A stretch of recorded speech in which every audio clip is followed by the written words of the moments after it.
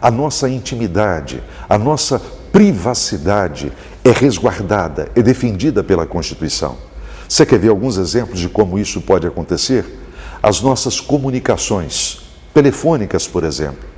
É sagrado o sigilo das comunicações telefônicas. Só em situações muito excepcionais, a justiça, e ninguém mais, pode autorizar a quebra do sigilo da nossa conversa no telefone. Da mesma forma que as cartas que nós escrevemos não podem ser violadas, não podem ser abertas a não ser a pessoa a quem nós endereçamos. Eu vou lhe dizer algo que talvez você não saiba. Pela Constituição brasileira, o ensino fundamental é obrigatório para todos os brasileiros e necessariamente gratuito nas escolas da rede pública. O importante é que a Constituição deixa muito claro que esse direito não pode ser arrancado de nenhuma criança. E te digo mais, se um pai, de alguma maneira, impedir que seu filho vá à escola no ensino fundamental, se um pai deixar de matricular o seu filho ou o menor pelo qual ele seja responsável no ensino fundamental, ele pode, inclusive, ser preso.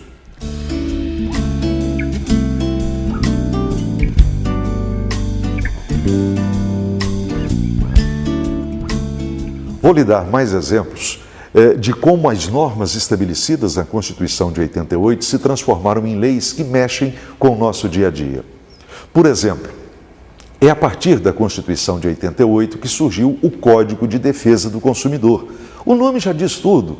É uma espécie de lei, um conjunto de normas que vão proteger o consumidor perante a indústria, perante o comércio, as atividades nas quais ele vai fazer algum tipo de aquisição. É a partir da Constituição de 88, por exemplo, que surge o Estatuto da Criança e do Adolescente, protegendo esses milhões de brasileiros menores de idade. Um outro caso é o da saúde. É a partir da Constituição de 88 que se estabeleceu no Brasil o Sistema Único de Saúde, cuja sigla, com 3 letrinhas, SUS, SUS, é conhecida de todos nós. É isso que garante o atendimento gratuito em qualquer posto público, em qualquer hospital do Brasil e, quando não existe hospital público, na rede privada conveniada. Enfim, são garantias asseguradas ao cidadão brasileiro que a Constituição de 88 fez questão de estabelecer.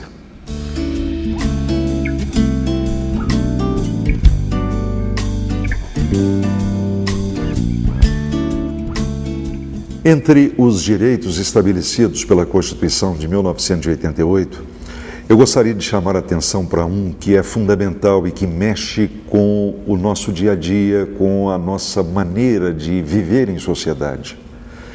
É a caracterização do racismo como um crime. Mais do que isso, um crime que é inafiançável e imprescritível. Você sabe o que significa isso? Em primeiro lugar, quem pratica o crime de racismo pode pagar por essa pena, inclusive na cadeia, em qualquer época da sua vida. Ou seja, nunca vai ter prazo de validade vencida esse crime. Segundo lugar, é inafiançável. Você pode ouvir em noticiário de rádio, televisão e no jornal que alguém foi preso, pagou uma fiança e foi imediatamente solto. No caso do racismo, não há menor possibilidade disso acontecer. Por isso é que a Constituição estabelece ser ele um crime inafiançável. Ou seja, se alguém for acusado e for condenado por prática de racismo, vai ter que cumprir essa pena na cadeia. Outro ponto que eu acho que deve ser considerado é que uma Constituição vai ser boa se ela estiver antenada, se ela estiver ligada com o seu próprio tempo, com as condições da vida em que ela foi elaborada. Exatamente por isso, a Constituição de 88 é a primeira do Brasil a tratar de determinados temas que nunca apareceram nas constituições anteriores. Um exemplo, meio ambiente. Você sabe que a questão ambiental é tratada de forma relativamente recente na história do mundo. Eu diria que a partir dos anos 1970 começa a surgir essa preocupação com a ecologia, com a preservação das condições ambientais que garantem a nossa própria vida. Pois bem, a Constituição brasileira fez questão de estabelecer isso com muita clareza e obriga o poder público, quer dizer, os governos, federal, estadual, municipal, a tomarem providências no sentido de garantir um desenvolvimento ecologicamente equilibrado no país, inclusive anunciando sanções, penalidades para quem degradar o meio ambiente. Imagine, por exemplo, incêndios maldosos, imagine, por exemplo, o desmatamento sem nenhum critério. Isso é tipificado como crime pela Constituição. Um segundo ponto, que também é novidade, porque não aparece nas constituições anteriores, diz respeito aos índios. O que aconteceu na história do Brasil? Quando o Brasil começou a ser colonizado pelos portugueses lá no século XVI, essa terra tinha dono e eram os povos, as chamadas nações indígenas. Com o processo de colonização, esses indígenas ou vão ser mortos ou vão ser afastados das suas áreas iniciais e vão se esconder para se proteger no interior do país, no centro-oeste, na região amazônica. Pois a Constituição de 88 estabelece os direitos desses indígenas. Significa dizer que o Brasil é obrigado a reconhecer os valores, os costumes, as práticas, enfim, todos os aspectos que caracterizam a cultura dos povos indígenas. Inclusive, um ponto importantíssimo, a Constituição garante o direito desses indígenas às terras que eles ocupam há séculos e séculos antes da chegada dos colonizadores. Um terceiro ponto, e esse também é fundamental, diz respeito à condição feminina. Você sabe tão bem quanto eu que a história do Brasil foi marcada por um caráter bastante masculino. Em determinados aspectos, geramos uma sociedade bastante machista, pois a Carta de 88 faz questão de dizer que homens e mulheres são iguais, absolutamente iguais, em direitos e deveres. E diz mais, na sociedade matrimonial, que é aquela que surge com o casamento, deveres e direitos do marido são exatamente os mesmos deveres e direitos da mulher. Eu gostaria de dar mais um exemplo de como as emendas apresentadas por setores da sociedade se materializaram na Constituição. Um caso muito interessante está no artigo 240 da Constituição brasileira, e que trata exatamente de quê? Da possibilidade de financiamento, da garantia de financiamento, para que entidades privadas de serviço social e de formação profissional, como é o caso do SESC, pudessem efetivamente existir. Isso está garantido pela Constituição de 88.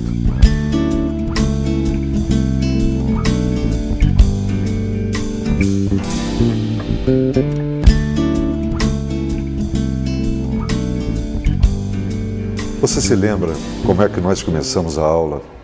Eu disse que ficaria feliz se ao final do trabalho você efetivamente compreendesse por que a Constituição de 1988 é conhecida como Constituição Cidadã.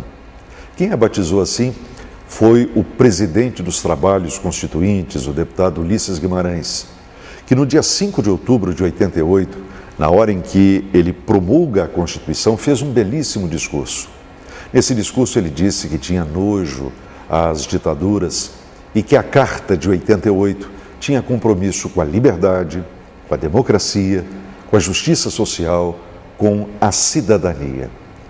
A gente se preocupou aqui em levantar alguns pontos da Constituição de 88 que mais claramente remetem a essa ideia de deveres e direitos de todos os cidadãos brasileiros.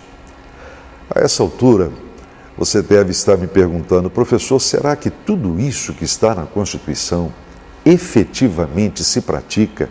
Será que tudo isso que a Constituição estabelece, na prática, acontece no Brasil? Não, nem tudo. É claro que o país mudou muito nesses 20 anos. É claro que ele melhorou muito nesses 20 anos. Mas muita coisa da Constituição ainda não se transformou em realidade. Há várias razões para isso. Eu vou lhe dizer uma que é muito importante. Como a nossa Constituição é muito grande, vários dispositivos dela remetem a uma legislação ordinária, quer dizer, exigem que leis sejam feitas para colocar aquilo em prática. E muitas dessas leis não foram feitas até hoje. Sabe por quê? Talvez porque não tenha havido interesse em determinados assuntos. Mas há um outro problema. A Constituição de 88 deu ao Poder Executivo o direito de encaminhar ao Congresso Nacional as chamadas medidas provisórias, que têm força de lei. Era para o governo federal utilizar essas medidas provisórias de uma forma recatada, mas não foi isso que aconteceu na prática. Conclusão: as pessoas encarregadas de fazerem as leis, que são os deputados e os senadores, ficam sobrecarregados com a grande quantidade de medida provisória que é encaminhada para o Congresso Nacional. E enquanto as medidas provisórias não são votadas e aprovadas, outros assuntos, outros temas, outros projetos não podem ser votados. Acontece então o chamado trancamento da pauta, fica tudo parado e não se vota praticamente nada. Esse é um problema que surgiu com a Constituição de 88. Mas há uma outra razão, que eu acho também fundamental para que alguns aspectos da Carta ainda não tenham se materializado.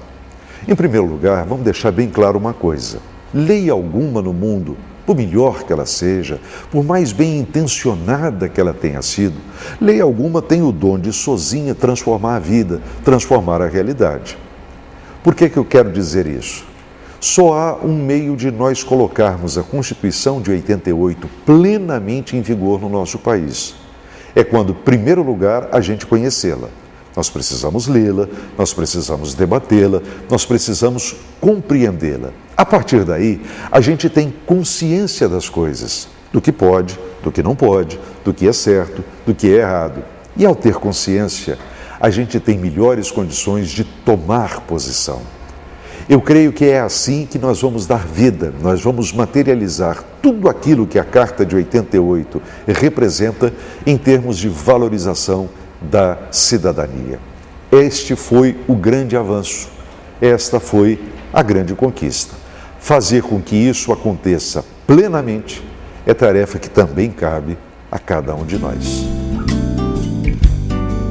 Foi um prazer estar com vocês. Espero que essa aula tenha sido útil para todos vocês, que tenham compreendido mais e melhor o significado, o sentido da Constituição Brasileira de 1988.